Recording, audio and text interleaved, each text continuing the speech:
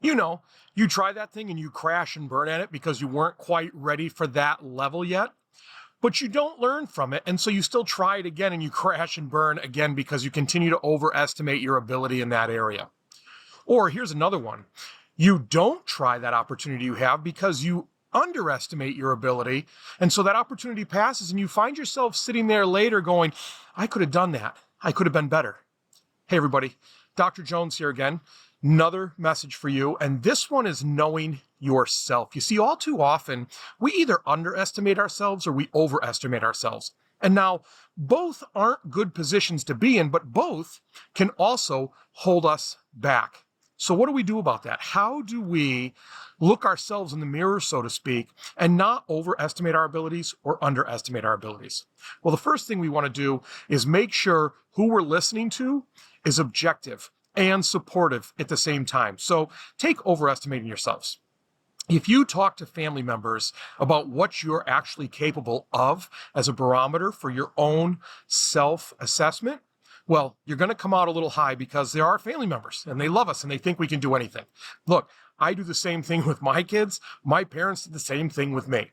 So that's not really a reliable barometer.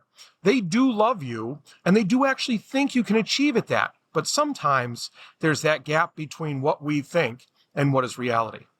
What about those people that underestimate you? You know, those detractors, the people that always have something to say, thinking that you're not up to the task. While in most cases, if you watch what they're doing, they're detracting from you out of jealousy or out of a want to be at the level you're at. So while they're detracting, you'll notice that they're picking up where you stop short. They're following in your footsteps. They just do it quietly in the hopes that no one notices so they can continue to detract.